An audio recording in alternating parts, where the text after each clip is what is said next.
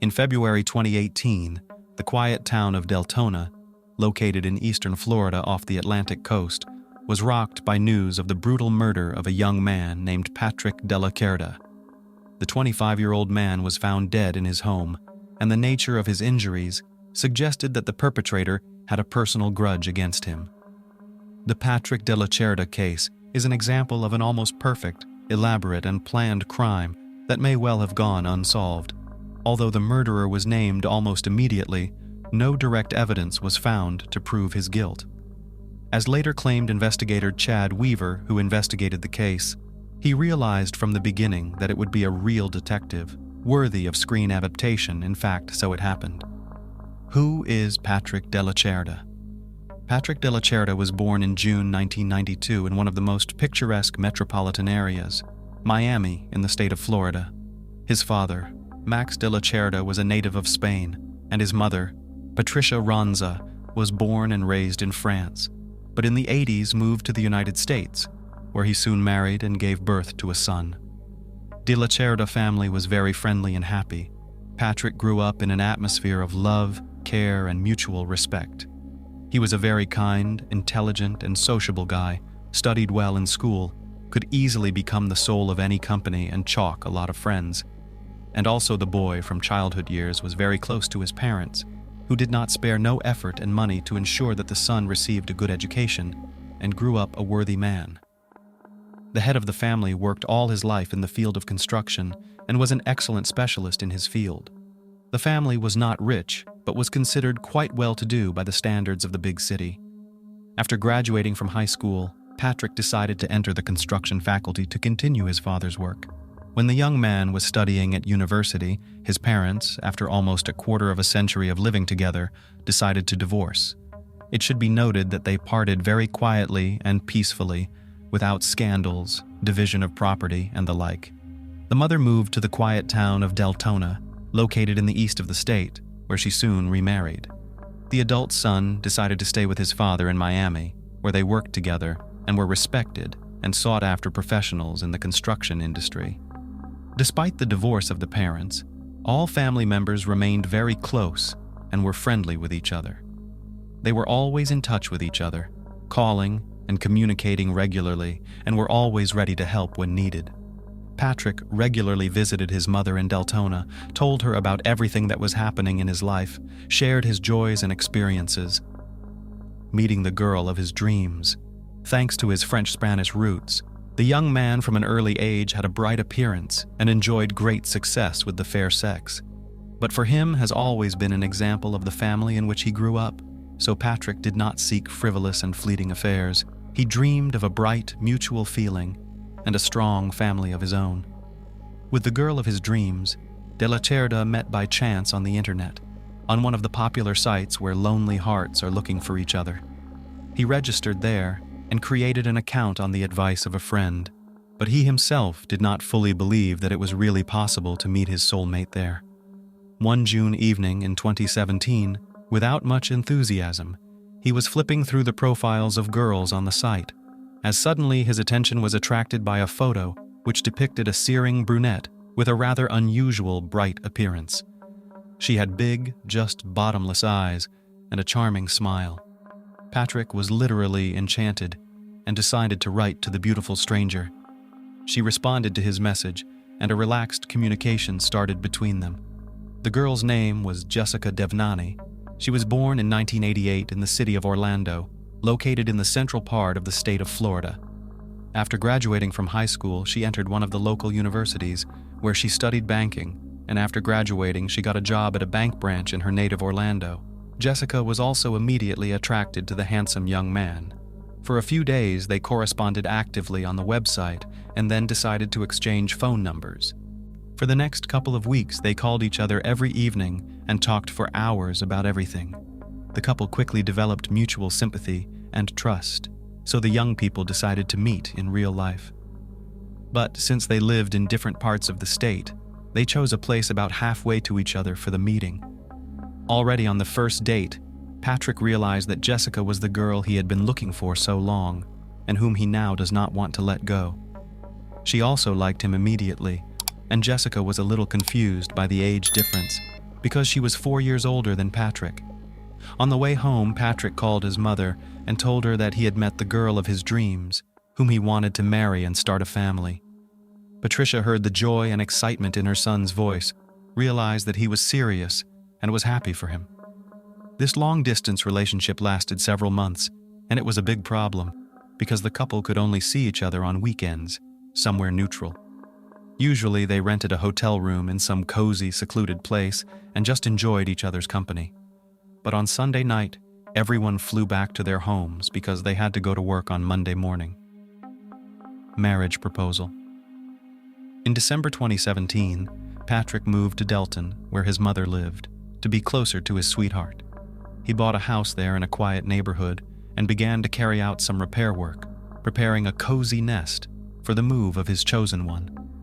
But Jessica could not yet so immediately leave work, and they planned a housewarming party for early spring next year.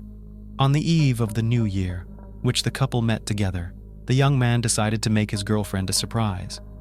He arranged fireworks in the backyard of the house, and while Jessica admired the fireworks, got down on one knee and held out a box with a ring, asking her the most important question: will she become his lawful wife?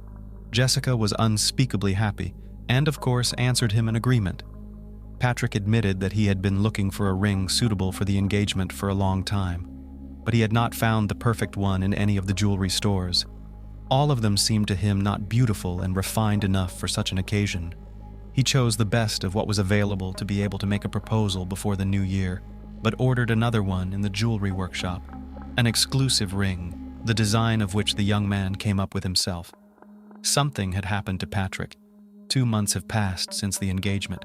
Preparations for the wedding and the upcoming housewarming were in full swing. The couple's choice was approved by their parents, and they themselves were unspeakably happy, preparing for a new stage of their lives. The young people planned to arrange a lavish celebration in Miami, on the shores of the Atlantic Ocean, or in France, where the groom's mother was from. On February 27, 2018, Max de la Cerda, Patrick's father, received a call from a courier. The father's number was listed as an additional contact. The courier reported that his son's order was delivered to the specified address, but the customer does not open the door and does not answer the phone. This was very unlike Patrick, so the father immediately got worried, but since he was at work at that moment and could not go to pick up the order, and at the same time to check if everything was all right with his son, Max decided to ask his future daughter-in-law. He called Jessica, and with anxiety in his voice said that he couldn't reach his son. Jessica herself had been trying to contact her fiancé since morning, but he didn't answer messages and calls. When she mentioned this to Patrick's father, Max pronounced, "Something must have happened to Patrick." Jessica immediately dropped everything she was doing and headed to the groom's house as fast as she could. When she pulled up, she immediately saw Patrick's car in the driveway, which indicated that he hadn't gone anywhere. Since she had her own key, Jessica entered the yard and called out loudly to her lover several times, but there was no response. Jessica carefully opened the front door and saw a horrifying picture. Her fiancé was lying practically at the entrance, in a pool of his own blood. He showed no signs of life. Jessica immediately rushed to call the emergency services, but the paramedics who arrived on the scene were unable to help Patrick and only declared him dead. By the time the police arrived, a distraught Jessica was sobbing in the backyard of the house where Patrick had proposed 2 months earlier. When one of the officers approached her, she only looked at him and told him she knew who had massacred her lover and ruined her entire life. A rich and powerful ex-boyfriend.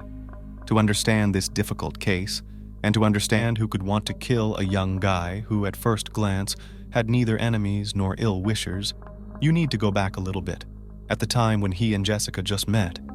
The thing is that, at that time, the girl was in a relationship with a certain Gregory Bender, a wealthy businessman who owned his own investment fund. Jessica met Gregory in her student years. He was 20 years older than her, and he literally turned the young beauty's head. The businessman wooed her beautifully, gave her expensive gifts, and took her to fancy resorts. Jessica thought she had found her one and only love, but soon she began to notice some oddities in his behavior. Gregory sought to control his girlfriend in everything, closely watched where she goes and with whom she communicates. If Jessica had an admirer, he immediately got rid of him through threats and intimidation. At the same time, he told her almost nothing about himself. This relationship lasted almost 8 years, and during this time, Gregory never introduced his chosen one to his family or friends. They met, spent time together, or went on vacation only when he wanted it, and Gregory rarely invited his girlfriend to his house. He himself argued that he was very busy. Naturally, Jessica wanted to have a normal family, to have children, but Bender said every time that it was not yet time for that. And when she tried to break off the relationship, Gregory gave her a ring and asked her to marry him. Jessica accepted, but nothing had changed. They still lived apart and saw each other only when the groom said so. One day, Gregory was in a car accident and ended up in a hospital bed. When Jessica heard about it, she rushed to him, but beforehand she decided to stop by his house to get some things for Gregory. There, Jessica ran into a woman she had never seen before and asked who she was. The stranger, instead of answering, asked her a similar question. Jessica showed the ring on her finger and said that she was the bride of the owner of the house. The woman then laughed and showed her her ring, stating that she was Bender's legal wife, Daimora Sanchez Bender. After such a shocking revelation, Jessica decided to immediately part ways with the businessman who had cheated her for so many years. However, the boyfriend began to literally pursue Jessica, begging her to return, promising that he would divorce Daimora in the near future, and then they could get married.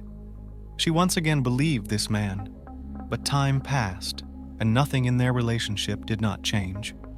Finally tired of this affair, Jessica filled out a questionnaire on a dating site, where she soon met Patrick. After starting to communicate with him, she firmly decided to break up with Gregory, about which she informed him, but he did not want to let her go. Obsessive stalker. At first, Bender simply persuaded Jessica to come back to him and try to start over, once again promising to divorce his wife. Then he moved on to threats and harassment, and when he realized that all this is useless, decided to search for a rival, about which at that time exactly knew nothing. He had to turn to professionals to hack into Jessica's account and find out who she was communicating with. After finding out who Patrick was and obtaining his contacts, Gregory began sending him threatening messages and demanding that he break up with Jessica, calling her his fiancée. Patrick did not react to the threats and was absolutely calm, believing that the matter would not go further than threats. But Jessica was scared because she realized that her ex-boyfriend could expect anything from her. He was a man with a lot of money and connections, and he had a huge collection of firearms that he could use. Jessica offered Patrick to break up before anyone got hurt, but he wouldn't even hear of it. Then they decided to go to the police, providing evidence that Bender was stalking and threatening them. The couple managed to get a restraining order for Gregory to approach them and try to make contact by any means. Gregory was also required to surrender all firearms stored in his home. Things calmed down for a while, and the lovers began to think that the stalker had left them alone. However, Jessica convinced Patrick that it was necessary to install CCTV cameras around and inside the house because she feared that Gregory might violate the ban. A crime scene inspection, and the first theory. But let's go back to the tragic events of February 27, 2018. During the initial examination of the crime scene, criminalists immediately ruled out the version of robbery and noted that, judging by the nature of the mutilation, this murder had a personal motive, and the perpetrator literally hated his victim. On the body of a 25-year-old guy counted 4 gunshot wounds, in the thigh, in the chest, and 2 in the head. In addition, the experts found injuries and bruises characteristic of a fall from a ladder. The body itself was lying on the floor between the front door and the stairs leading to the second floor. Investigators speculated that the killer had most likely snuck into the house and was waiting for the owner on the second floor. When an unsuspecting Patrick went inside and climbed the stairs, the intruder stepped out to meet him and fired the first bullet into his thigh. The wounded young man rolled down the stairs, and the perpetrator followed him down, fired another bullet into his chest, and then finished the victim off with 2 follow-up shots to the head. The murder weapon was not found, but it was a rather rare model of pistol, which was not easy to obtain. The first shell casing was found on the second floor of the house. 2 more similar shell casings were found downstairs, but the 4th shell casing was not there, so it was assumed that the perpetrator took it away with him, perhaps as a trophy. Despite Jessica's words that she knows who killed her fiancé, the first under suspicion was the neighbor of the murdered man, with whom they had a serious conflict a couple of months ago. The man was a combat participant and a veteran of the U.S. Army, was wounded and severely concussed in the war, against which he developed a mental disorder. He was excellent with firearms and could easily get a rare model of gun. In December 2017, the veteran mistook his new neighbor for a burglar and opened fire. Luckily, no one was hurt at the time, but the neighbor was hospitalized in a psychiatric hospital due to an exacerbation of his disorder. After he returned home, he constantly followed Patrick, called him a spy, and promised to bring him out in the open. The mentally ill neighbor could indeed have a motive created by his unhealthy imagination, so the man was detained and decided to interrogate. He made no secret of his intense dislike for Patrick, but at the time of the murder itself, he had a 100% alibi, which was confirmed by several people. Searching for evidence and trying to provoke the perpetrator. So, the version of the robbery from the very beginning canceled, because in the house everything was in its place and the money and valuables remained untouched. Only hard disks with recordings made by video surveillance cameras were missing, so it was impossible to trace who entered and left the house that day. In addition, no evidence at all was found at the crime scene. Forensic experts could not find a single fingerprint, shoe print, or DNA trace. The murder was carefully thought out and planned, and although the investigation had little doubt that Gregory was behind it all, it seemed at the time that he could get away with it. The police decided to go on the sly and asked Jessica to call her former lover and bring him to a frank conversation. Jessica agreed without hesitation. She dialed Bender's number and made a spectacle of herself. She blamed him for what had happened, cried, and kept asking why he'd done it. But Gregory seemed to have figured out what the investigators were up to from the start and persisted in pretending he didn't understand. When Jessica said that he killed her fiancé, the businessman pretended to be surprised by this news, and after expressed his condolences to the ex-girlfriend. To get Gregory to confess, to make him mad, or to force him to commit a blunder never succeeded. The police had no reason to detain or question the man. He could only be called to testify. But he honored the restraining order and seemed to have let the ex-girlfriend go long ago. The killer's notes.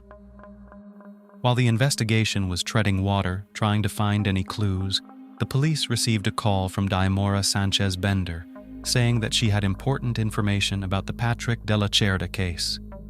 The woman was immediately invited to the station for an interview, where she said that shortly before the crime she saw a strange notebook on her husband's desk in his office. Looking into it, Daimora found a detailed plan of some stranger's house, and next to it, there was a strange algorithm of actions.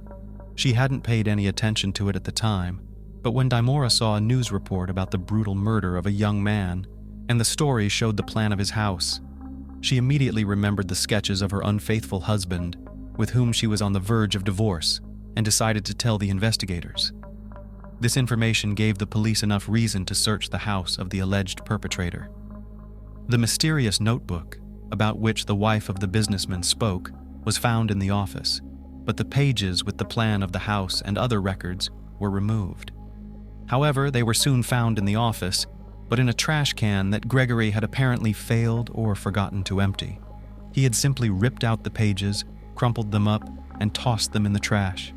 Apparently, he was confident that his house would not be searched, since there was no evidence against him. On the sheets of paper, in addition to the layout of the house, there was a detailed plan of the crime itself. It became clear that the criminal had prepared long and thoroughly, working out every point.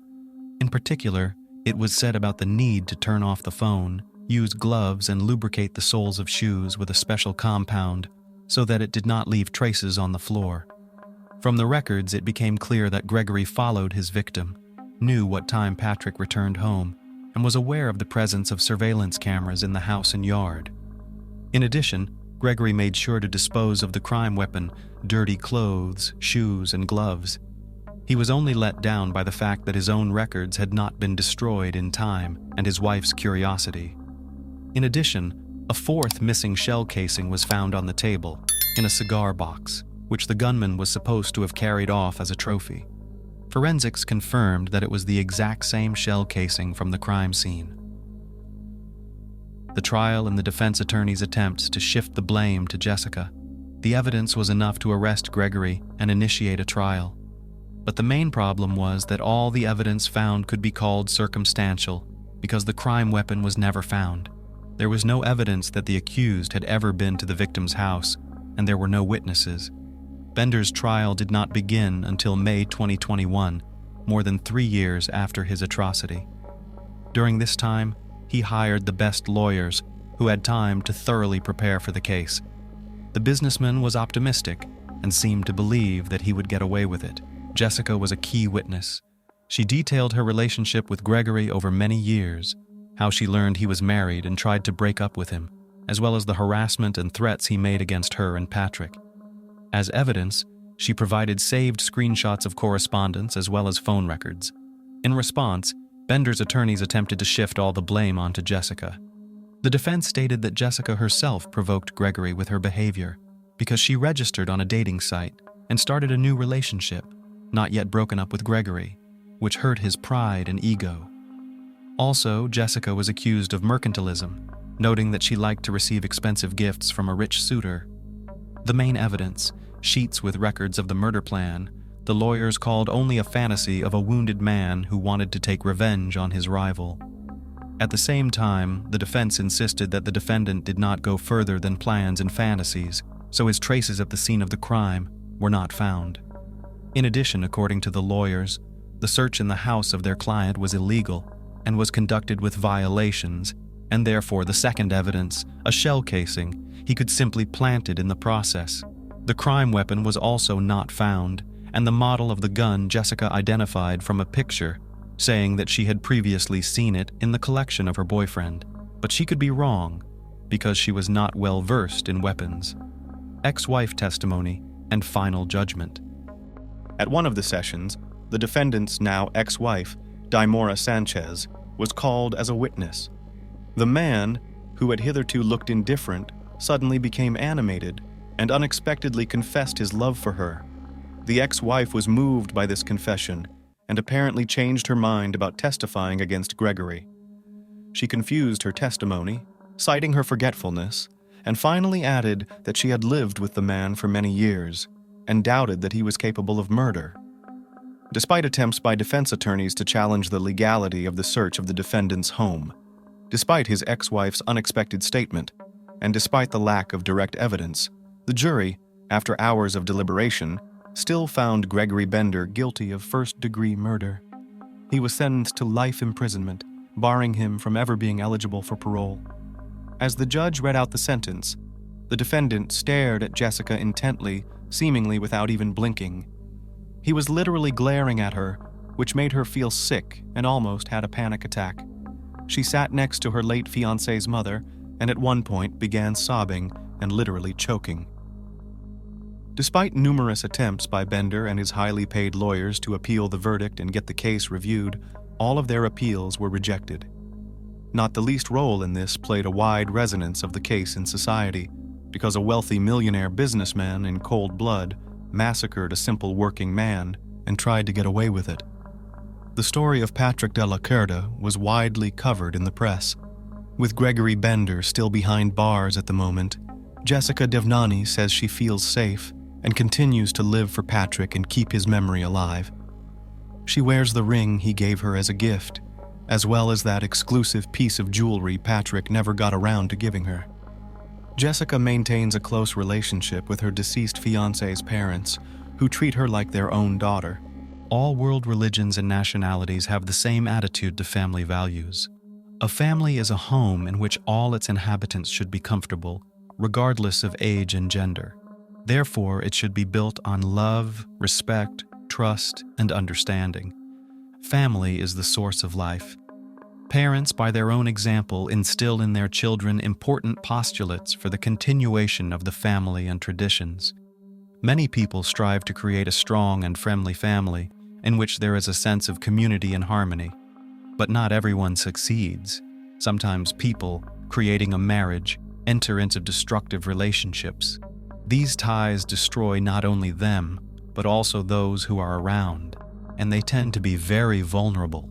Hollywood movies show perfect love, full of tenderness and sincerity. Beautiful and strong men literally carry their beloved women in their arms. But reality, as we know, is different from the picture on the screen. This story is about a terrible tragedy that happened in one Indian family. The happiness of one turned into misfortune for the other, towards dreams. Jessica Patel was born on September 16, 1983. Her family lived in a Hindu community in Leeds, West Yorkshire, England. She was the eldest child, so she grew up diligent and obedient from childhood. The girl studied well, helped around the house. At the same time was cheerful, had a perky character. Jessica had many friends, but she especially emphasized Mitesh. The boy was 3 years older than her. Unlike her, he was modest and shy. The children often played with each other.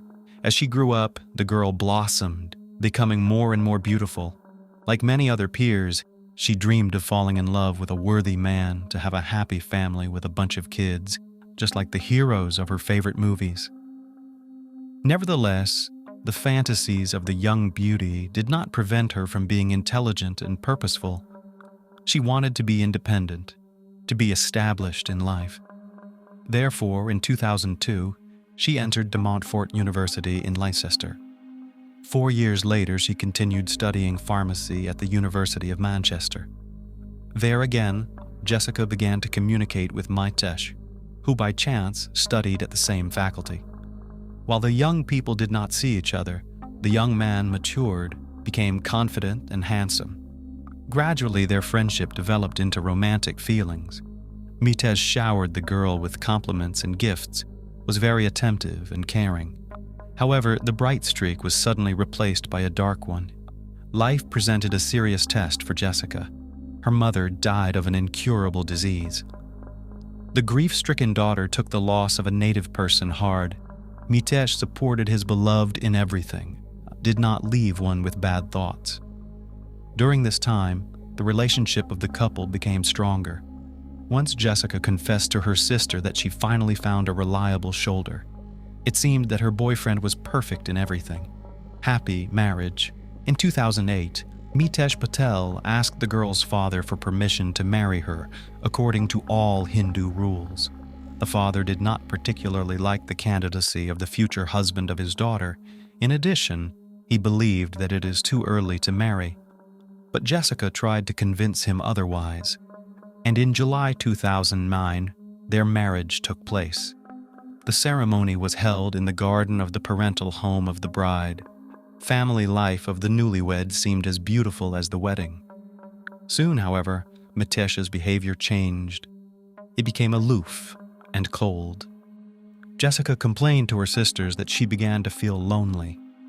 In addition, the intimate life of the newlyweds left much to be desired. After the wedding, they did not have intimacy for about 10 months.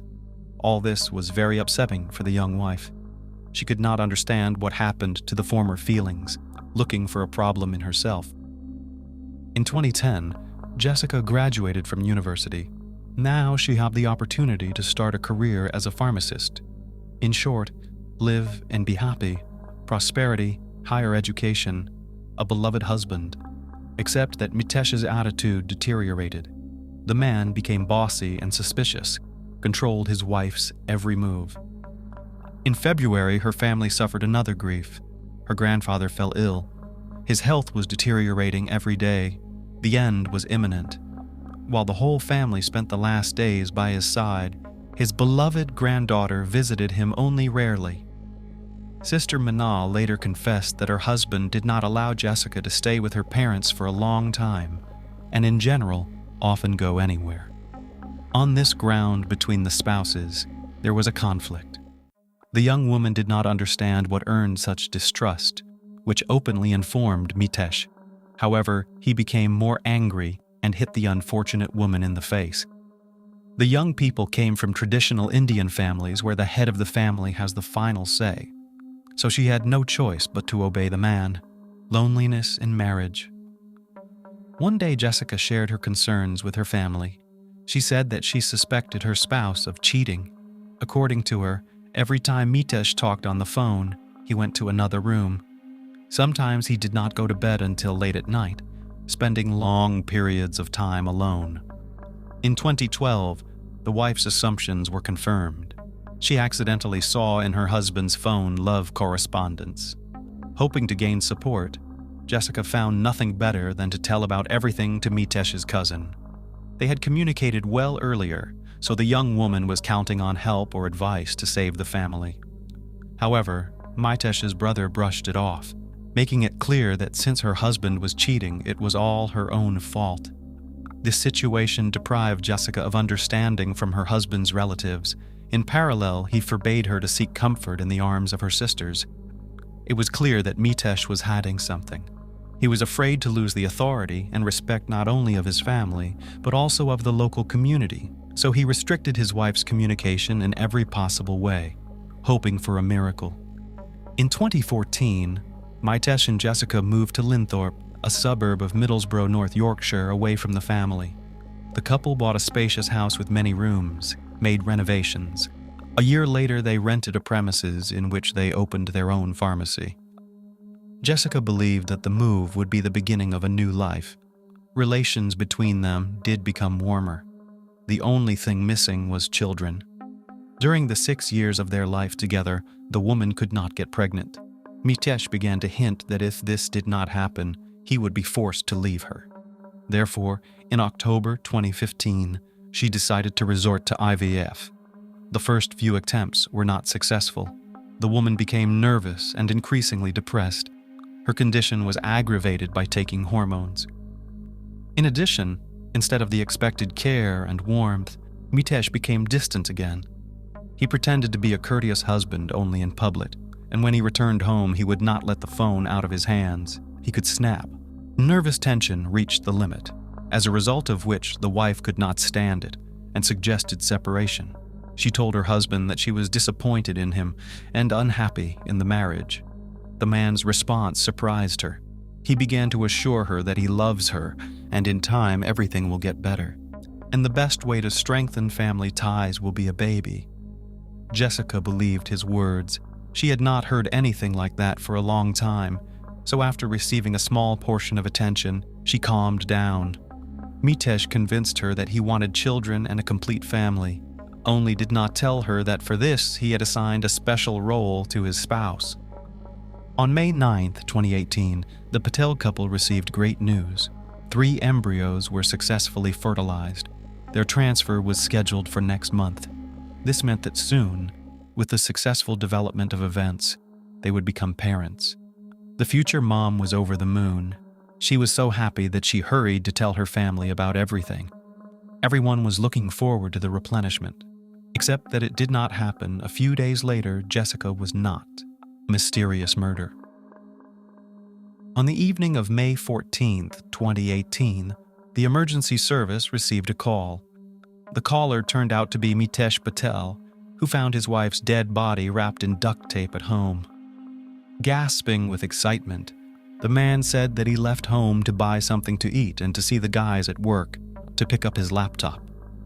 When he returned home, he found his house burglarized and his wife lying unconscious. Sobbing, he added that the woman's skin was very cold and dark marks could be seen on her neck. The dispatcher informed Patel that help was close at hand, with a police unit on its way. When officers arrived on scene, they found the woman's body on the living room floor. Her wrists and ankles were bound with duct tape, and a bag from the grocery store was lying nearby. Unfortunately, there was nothing the paramedics could do to help. Jessica Patel was murdered. Investigators had to figure out what motivated such a brutal crime. The house was turned upside down, and closet drawers were gutted. The criminals were clearly looking for something to eat, as they even ripped up the mattress of the couple's bed. Then jewelry and cash were discovered missing. Everything pointed to a robbery. Moreover, The husband of the murdered woman was convinced that the house had been broken into by robbers. In his statement, Nitesh said that on the unfortunate day he worked his morning shift, then worked out at the gym and came home. After work, his spouse returned around 7 p.m. The man volunteered to go get a pizza and left the house at 7:44 p.m. Thanks to a CCTV camera at a local pizzeria, it was possible to confirm his words. It captured Patel placing the order. He was friendly with the staff and had a relaxed demeanor. Before leaving the establishment, he called his wife to tell her that he would be back soon, but did not get through. On the way out, Mitesh decided to stop at a pharmacy, so he stayed longer than he had planned. At 8:50 p.m., he returned home and saw a horrible picture: scattered belongings and a bound wife. Neighbors were no less shocked by what had happened. The neighborhood where the couple lived was considered one of the most prosperous and peaceful. Nothing criminal had ever happened in the neighborhood in its history. Jessica's autopsy revealed that the cause of death was strangulation. The attacker initially used a bag, after which he wielded his bare hands. Finally, probably to be sure of the victim's demise, he used an electrical cord as a ligature. Since no signs of forced entry were found, the investigation put forward an initial version. The victim knew the attacker and let him into the house herself, an inconsolable widower. As soon as Jessica's family learned about her death, her father, along with her sisters, immediately came to support her unhappy husband. No wonder, because in such terrible moments the family must stick together. They tried to comfort Mitesh as best they could. Despite the fact that the relationship between the spouses was not always simple, the relatives of the deceased embraced the inconsolable son-in-law and tried to find the right words. They themselves were in deep sorrow and agonized in conjecture. Who and why took away from the family favorite daughter, sister, and wife? However, the police seemed suspicious of the robbery, despite its apparent obviousness. After searching the house, the officers found some curious clues, thanks to which the criminal was soon apprehended and brought to trial. In the establishment of the truth also played a big role in the application on the victim's cell phone, monitoring the state of health of its owner. 3 days after Jessica's murder, the lead investigator in the case contacted the victim's father, who was still near Mitesh. The official asked the woman's relatives to return home so as not to interfere with the investigation. He promised to give more details later. In fact, detectives were about to detain the suspect in the case, Mitesh Patel. There were quite good reasons for his arrest. It turns out that during the search of the house was found a hard disk from a video surveillance camera which was installed in front of the front door. The device was in a suitcase under the bed. It was later determined that someone had damaged it just a few minutes before the police arrived. The next find was a photograph hidden under the double bottom of the couple's nightstand. It shows Mitesh in an embrace with another man named Amit. In addition, footage from a camera installed in a house across the street showed that on May 14th, the only people who went in and out of the Patel family home were the couple themselves. The footage shows Mitesh returning at 3:30 in the afternoon and never leaving the house again. Jessica did arrive at the end of the workday, parked the car, and entered the building at 7 p.m. The man then left for the pizza place at 7:44 p.m. and returned at 8:50 p.m. No one else but them was in the lens, which meant only one thing. Mitesh was the potential perpetrator, a mystery behind 7 seals. Patel became the prime suspect, but there was no direct evidence against him. So the detectives continued the investigation. During the investigation, the main secret was revealed, which Mitesh so carefully hid from family and friends. Jessica was right when she suspected her husband of cheating, but only it is not known for sure whether she guessed that her husband liked exclusively men. Apparently, marriage to a woman was necessary as a cover for the real orientation. The happiness of Jessica, who was by his side for many years, he cared the least. It turns out that 2 years after the wedding, Mitesh met Amit. But the latter, unlike him, did not hide his preferences, despite the fact that he was also a native of an Indian family.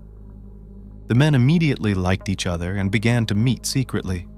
Leaving on a business trip, the exemplary-looking spouse spent time with his lover.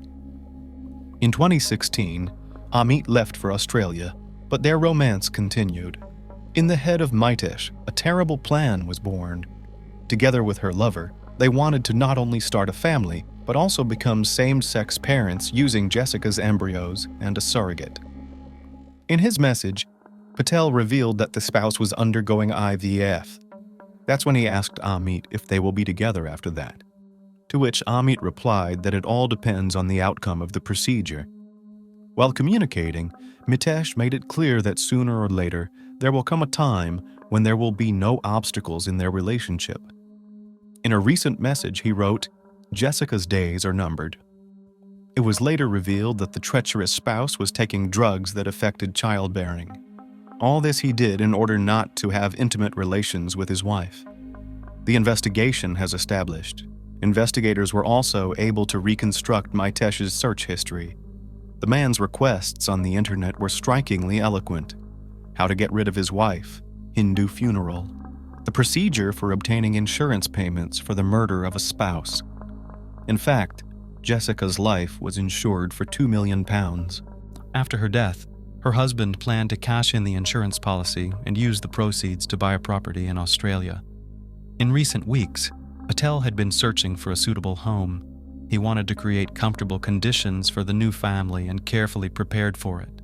During the study of the spouse's cell phones, in addition to the denunciatory correspondence, the investigators focused their attention on an application that counted the number of steps taken by the owner of the smartphone for the day. It was found that since 8:04 p.m., Jessica had not moved again. However, after 15 minutes, her phone had already recorded a movement of 14 steps. Apparently, these were her last movements, or someone simply moved the device. As for Mitesh's activity, his phone showed high physical activity readings just prior to his wife's murder. His heart rate was higher than his typical rate. There were sudden ascents and descents of stairs between 7:44 p.m. and 8:30 p.m. Apparently, at this point, he was staging a burglary by throwing things around the house. And before calling 911, Patel went upstairs to hide evidence, a hard drive from the surveillance camera. In the safe of the pharmacy the couple owned, police found stolen jewelry and £25,000, as well as a couple of gold bars, all of which the widower said had gone missing from the house during the robbery. Also found there was a skein of duct tape similar to that used to wrap the victim's arms and legs. The torn end of the tape matched the one that was taken as evidence from Jessica's body. Apparently, it was with the goal of getting rid of the evidence that Mitesh stopped by work the evening after the pizza party. Although the man had been planning the crime for several years, he was extremely careless in his approach to the crime and left a mess everywhere. There was no doubt about his guilt. On top of that, the genetic examination of the material collected from under the fingernails of the murdered woman determined the DNA of the spouse. There were also scratch marks on Mitesh's neck, which he did not even try to hide, claiming that he had fallen. The trial and life afterward. Patel did not admit his guilt either during the investigation or the subsequent trial. He said that he did communicate with Amit, but everything that happened was a big coincidence. The trial of the accused lasted 3 weeks. The picture of what happened was established. The husband attacked his wife as soon as she entered the house. She fought back and scratched, but the forces were unequal. Mitesh had initially chosen a different method to kill his wife. A large dose of insulin was found in her blood, which could have been fatal, but much later than the perpetrator expected. An overdose of insulin causes coma and subsequent death. However, anything could have happened during this time. Eventually, the criminal's plan could have been thwarted. So Mitesh decided to finish Jessica off by putting a bag over her head. To make sure his wife was finally dead, he strangled her with his hands and then used a cord. As physical evidence, the prosecution showed empty ampoules that were found in Patel's laptop bag. It took him 20 minutes to take the life of a woman who had been by his side for years and shared the same shelter. The man showed incredible cruelty towards her. He then tied up his wife's hands and feet, making it look like a robbery. Afterward, He drove to the pizza place like nothing happened and even called her. Jessica's family could not believe what they heard. Both sides of the family were in complete shock. No one would listen or believe Jessica when she was looking for help and support. No one even stepped in to try to figure out what was going on in the family, except perhaps Jessica's sisters, but there was little they could do, because they were in an unequal position. It took the jury 2 hours to reach a verdict. On December 5, 2018, the court sentenced Mitesh Patel to life in prison with a right to parole after 30 years. At the end, the judge voiced his thoughts that it doesn't look like the man has any remorse. In all likelihood, the only person Mitesh truly felt sorry for was himself. It is unlikely that the family will ever forgive the man for the sin he committed. They pray for Jessica every day and remember her. According to Hindu beliefs, her soul must be reborn. Since she suffered a lot in life and was unhappy, but remained a good person, in the next incarnation, she will be rewarded. At least that is the comfort of her loved ones, who have nothing else to do but mourn and hope for a reunion after death. In most cases, addiction is not a sentence, and many former alcoholics, for example, overcome their addiction, return to normal life, build families, and help others with similar problems to overcome the crisis. This is how the story of a young woman named Nicole Pitts began, who seemed to have a whole bright life ahead of her. The investigation in this difficult case lasted 6 years before the main suspect in the murder was in the dock, and another year it took to prove in court his guilt and send the criminal to prison for as long as possible. At first glance, this crime seemed perfectly planned and thought out down to the last detail, and the criminal himself for many years believed in his impunity and lived a full life, believing that he would never be brought to justice. But it was the little things and details, which the investigation for years collected in bits and pieces, helped to put the puzzle together. And now, let's try to make sense of this convoluted story from the beginning. Who is Nicole Pitts? Nicole Pitts was born in King County, Washington in 1973, on February 26th. She was the only common child of her parents, whose marriage broke up when the girl was still in high school. Nicole grew up an active and sociable child, played sports, and was considered a real charmer. She always had a lot of friends. She loved trips out of town to the countryside, and the favorite place of rest of the girl was Lake Sammamish, located east of Seattle, where she was every year during the summer vacations. After graduating from high school, the girl went to Western Washington College, where she studied public relations. In parallel, Nicole continued to actively participate in sports, was in excellent physical shape, and decided to turn her hobby into a source of profit. She got a job as a trainer at a local sports club, where she quickly gained the respect of her colleagues and also gained regular clients who willingly attended group classes, where Nicole was an instructor. In parallel, Pitts decided to get a higher education in the field of management, and after she got a job in a large mobile communications company. Outwardly, she was always friendly, sociable, and ready to help at any moment, but almost no one even guessed how much pain and misery was hidden behind a screen of apparent well-being, harmful addiction. As a teenager, Nicole experienced a serious crisis when her parents divorced. For a fragile yet to the end of the unformed psyche, it was a great shock, and rebellious character and bad company turned out that Nicole began to hide from problems, whoring them with alcohol. All this led to a serious addiction that lasted several years and thoroughly undermined Nicole's physical and mental health. At that time, Nicole's mother Gail worked as a stewardess and was almost constantly absent from home because of her busy work schedule, so she did not notice in time that something wrong was happening to her only daughter. The girl lived with an elderly grandmother, who also did not immediately realize that her granddaughter regularly consumes alcohol.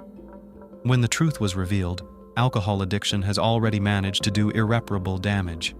To cope with the problem, Nicole was helped by her mother Gail, with whom they have always been very close, despite everything. She not only sent her daughter to therapy, but also attended AA meetings with her, helping her to open up and overcome her cravings for alcohol. By then, Gail had remarried, and her new boyfriend Rod was sympathetic. He supported her stepdaughter in every way possible, loved her like his own daughter, and believed that she could overcome her addiction. Nicole approached therapy responsibly, did not miss a single meeting, and quickly enough was able to overcome her addiction. However, as I said, alcohol took a toll on Nicole's health.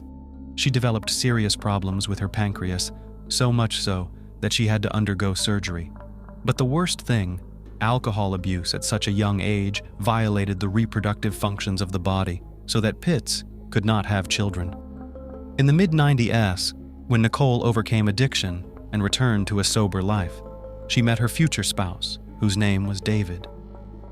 At that time, she just got a job at a sports club, and David was his regular visitor, Nicole. In turn, he also paid attention to the attractive coach and began to show interest in her. True, David was 4 years younger than Nicole, but the age difference did not embarrass them. Soon between them began a romantic relationship that lasted almost 8 years, and only in 2002 the couple married. They arranged a beautiful but modest wedding ceremony in Hawaii, to which were invited only the closest people to them. After the wedding, the newlyweds settled in the quiet town of Linwood, in Washington state, where they bought their own house and gradually settled down. Nicole was a very sociable and friendly young woman. She quickly made friends, and she also developed good relationships with all the neighbors.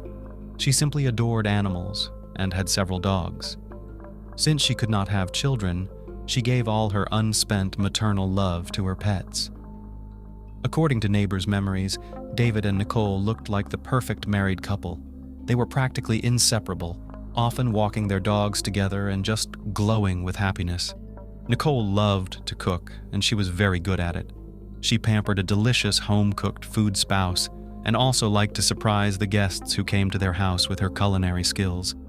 In 2006, just a few days before her 33rd birthday, Nicole mysteriously disappeared.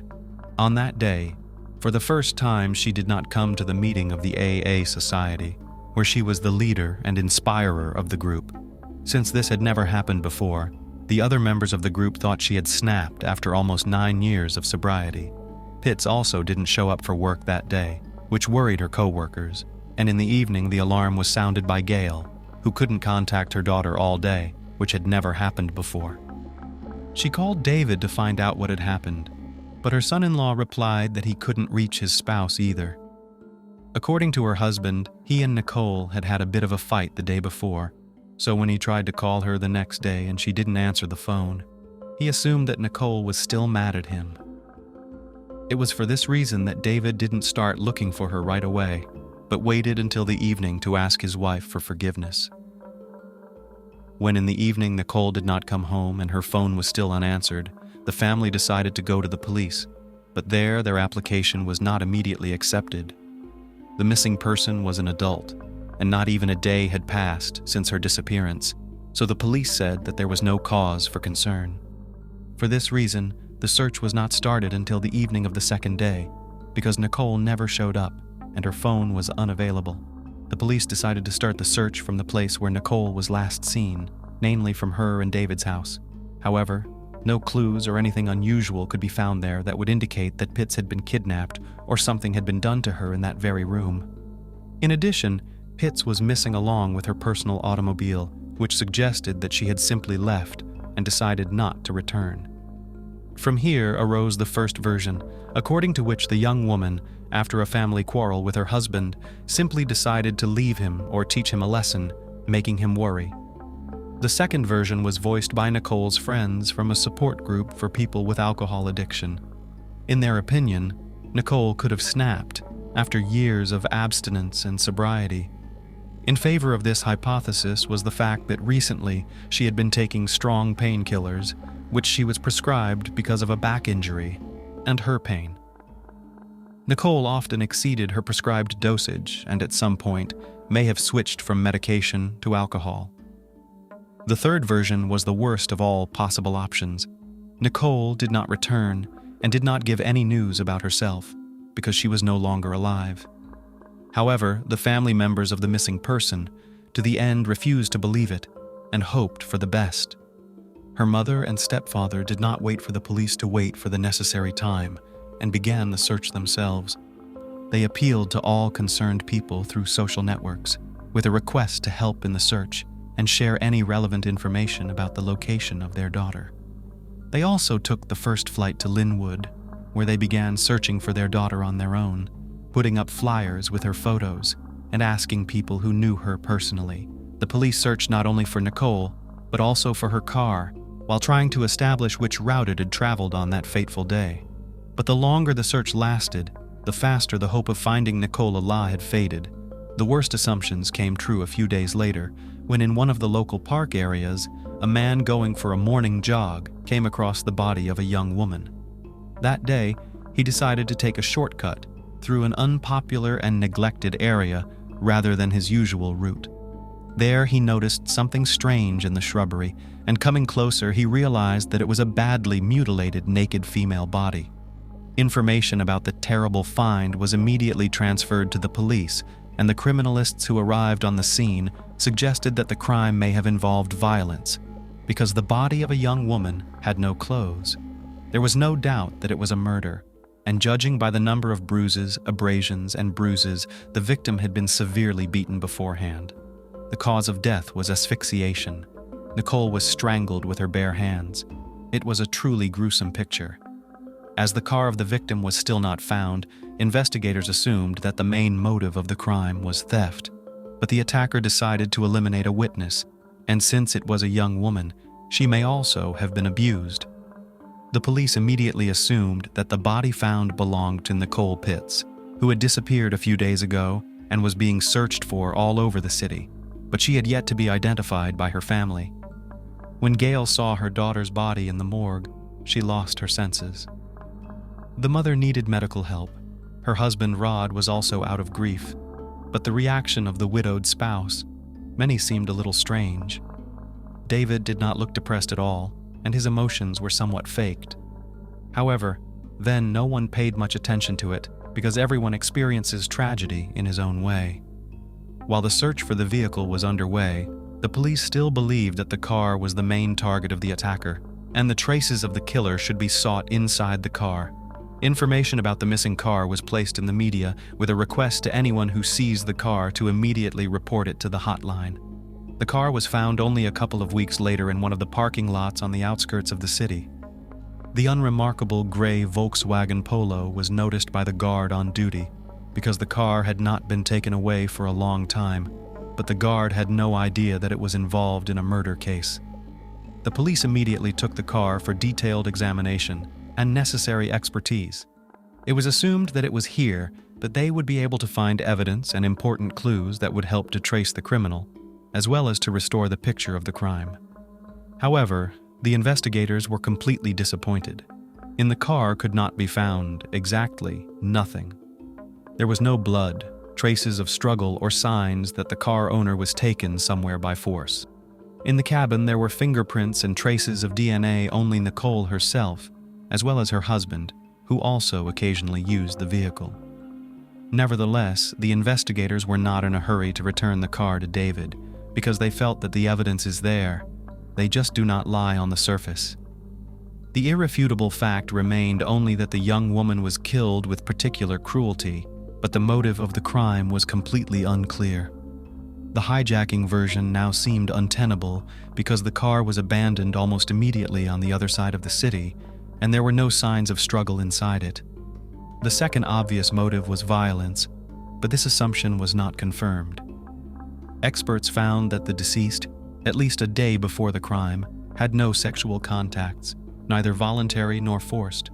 But in this case, the question remained open as to why she had no clothes on. The third version was some personal motive or acute, unpleasant feelings of the perpetrator towards the victim. In favor of this assumption spoke numerous injuries, inflicted as if in a fit of rage. However, the kind and sociable Nicole, eager to help everyone around her, had no enemies or ill-wishers. This difficult case had all chances to remain unsolved, because after almost a year, the investigation has no new leads or directions for the search for the criminal. No one saw the code, and who abandoned the car in the parking lot, because the place itself was not crowded, and there were no surveillance cameras in the area. But what was strange was that the person driving the car was much taller and larger than the victim, as evidenced by the position of the driver's seat. Suspicious was also the fact that the case was assigned the status of secrecy, and information about the course of the investigation, as well as about new facts and found evidence, was not disclosed even to the relatives of the victim. That is, the mother, stepfather, and husband, in fact, were in the dark. They received only fragmentary information, for example, that Nicole's bank card was used at a certain gas station in the country after her disappearance. The police requested the footage from the video cameras there, but what they saw on them remained a mystery. Nicole's parents, despairing that there were no results and their daughter's killer was still at large, decided to conduct an independent investigation on their own. To do this, they hired a private detective to gather all the information and verify some of their guesses, and announced a reward of $10,000 for those who provide any useful information on the subject. The reward was later increased to $35,000, but it still didn't help move the case forward. David only showed interest in the investigation for the first 6 months, but after that he gradually withdrew, stopped communicating with his mother-in-law and father-in-law, and soon remarried and had an heir. For Gail, this news was a heavy blow because her daughter could not have children, and David constantly reproached his wife for this. The grief-stricken mother repeatedly suggested that the culprit could be her son-in-law, but many believed that in her speaks resentment, and the police seemed not to consider such a version at all. An unexpected twist in the case: it wasn't until 6 years after the crime that it was revealed that David had been taken into custody as the prime suspect in the case. For most people who followed the investigation, such a turn was a complete surprise, but not for Nicole's family and friends, who from the beginning suspected him and openly talked about it. During the long years of investigation, they seemed disappointed in justice, but now justice had been served. David himself, who by that time had changed his place of residence and stopped contact with his first wife's family, was discouraged when the handcuffs were snapped on his wrists because he thought that the case had long been closed and no one was looking for the criminal. He categorically denied his guilt and even agreed to take a lie detector test, which he failed miserably. As it turned out, the police also from the beginning suspected David, but no hard evidence proving his guilt. They had and to scare the criminal and make him hide, they did not want to. So all these years, the investigators were busy with the fact that the pieces of evidence to collect, so that the culprit was deserved punishment. David himself probably thought he had committed the perfect crime and no one would ever get on his trail. However, the crime had a number of oddities, each of which had to be checked. Let's start, perhaps, with the surveillance footage at the same gas station, where someone paid with the card of the dead Nicole. The footage clearly showed that the card was used by a man who looked very much like David, but it was impossible to identify him clearly because of the presence of a headdress and dark glasses. Despite the fact that this recording could not be considered as incontrovertible evidence, it was still included in the case file. The second oddity was the absence of Nicole's wedding ring, without which she never left the house. At first, everyone thought that the jewelry was stolen by a criminal, but during the search in the victim's house, the ring was found in a box on the dressing table. In addition, experts criminalists, during the examination of the body, found in Nicole's mouth a special dental mouth guard, which she used during sleep to prevent bruxism, teeth grinding. Nicole had been prescribed this device shortly before the tragedy because she was experiencing uncontrollable spasms of her masticatory muscles due to nervousness, which in turn led to the erosion of enamel and chipping of teeth. This finding led the investigation to believe that the victim had been killed in her own bed while she was still asleep. This explained the lack of clothing on her, and the fact that the body was completely clean, and there were no signs of resistance. There was also no trace of makeup on Nicole's face, which she always carefully applied before leaving the house. About the mouthguard, by the way, David could simply forget, because his wife began to use it recently. In addition, experts have studied in detail and assessed the position of the driver's seat in the found car, finding that the anthropometric data of the last person who sat behind the wheel coincide with the data of the spouse of the murdered. In addition, in the car, as already mentioned, found fingerprints only David and Nicole. If a third person had been in the cabin, there would have been found his traces, and if he erased them, then erased traces and prints of the owners of the car. And one more important discovery was made thanks to the rapid development of technology. The perpetrator, after his crime, in an attempt to confuse the investigation, several times used the victim's phone in different parts of the city, but in the same places, and at the same time there was a signal from David's phone. As it turned out, David also had a motive, and in this perfect-looking family, a serious crisis was long overdue. While Nicole was studying hard, working 2 jobs, and helping people cope with their addiction, her husband led an idle lifestyle. He never held down a job for long, liked to spend time in bars and clubs where he spent his wife's earnings on booze and other women. Nicole always responded with an emphatic refusal, and once her husband tried to get her drunk to force her to do it.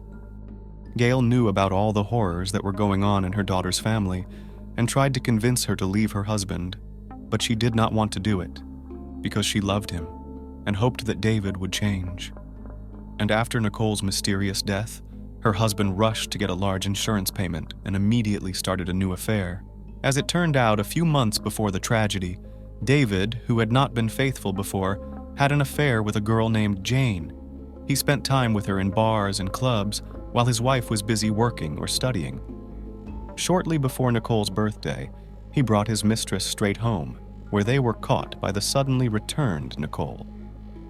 It was this circumstance that became the cause of that very family quarrel. Nicole told her mother about the incident, with whom she was very close, and a couple of days later she mysteriously disappeared. Since Gail was aware of everything that was going on, she suspected her son-in-law from the beginning. However, the police insisted that the evidence gathered was too little to send the suspect to jail. Then the case was classified, and the family stopped receiving any information about the investigation, and over the years, the parents lost all hope that the culprit will be punished. By the way, when David received an impressive insurance payout after his wife's death, he spent that money with Jane. Gail suggested that David's mistress could be an accomplice or inspirer of the crime, but she was only brought in as a witness because no evidence proving her involvement was found during the investigation. David appeared before the court in September 2013, but he continued to categorically deny his involvement in the tragedy. His defense lawyers initially insisted that all the evidence against their client was circumstantial and could not unequivocally prove his guilt.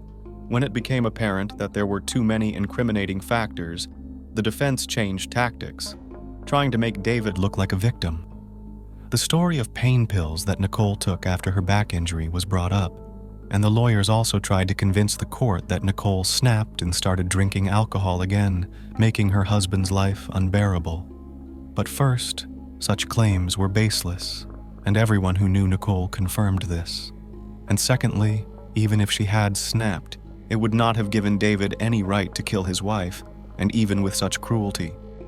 The guilt of the defendant was eventually fully proven, and for his crime he received the maximum possible sentence provided by the laws of the state in which the case was heard. David went to prison for 18 years. However, in 2025 he can count on parole after serving 2/3 of his sentence.